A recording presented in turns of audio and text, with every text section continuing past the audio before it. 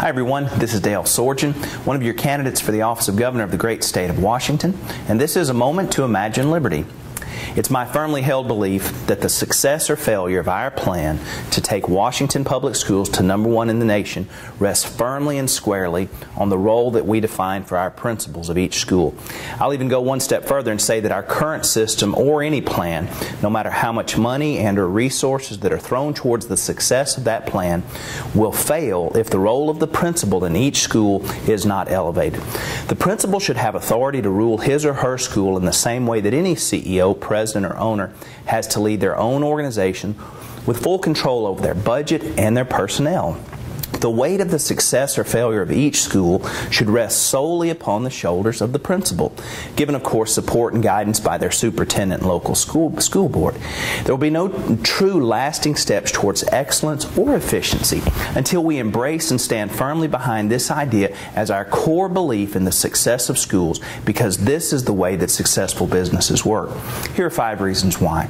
Number 1, this is the way that parents expect it to work. Parents expect that their child's principal not only has the ability but also the authority to make their child's experience excellent. There's nothing more frustrating for any parent than to approach their principal with concerns or suggestions for improvements to only find that the principal does not have the authority to make that decision. The principal is the parent's only advocate for true change in their local schools, and the principal is the person that parents expect to make their school #1. Number 2, this is what local school boards should be looking for in a principal.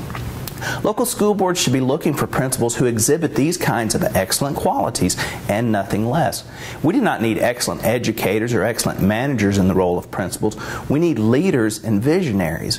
We need our principals to be people who expect greatness from their school and from their teachers and will settle for nothing less and will go to any means to accomplish that goal. If the principal cannot achieve excellent results, then they should be removed to open the door for another great leader who can take that local school to #1.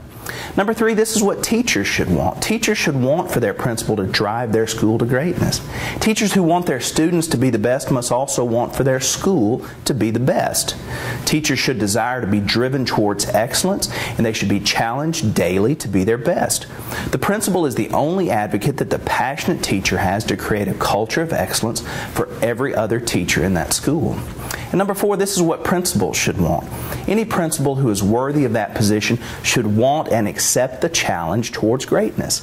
Principals who have the qualities that we need to take our schools to #1 should relish the opportunity to have the authority to control their school and take that to the #1 position. And number 5, this is what taxpayers should demand.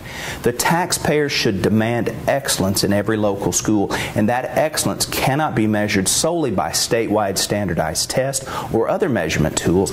It must be measured by how the local parents and taxpayers feel about their school. Schools that are overachieving and reaching for excellence will be the talk of the town.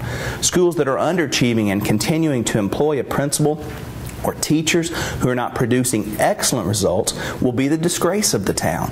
And the taxpayers will know exactly who to praise and who to blame, the principal.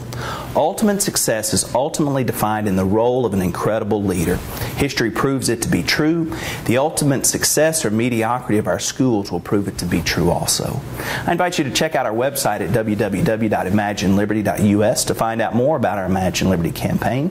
If you've already decided that shooting to be #1 is an unrealistic goal and you're comfortable with the public school system as it is with maybe just a few minor changes, then you're in luck, because one of the political sides will probably have a candidate that's just right for you.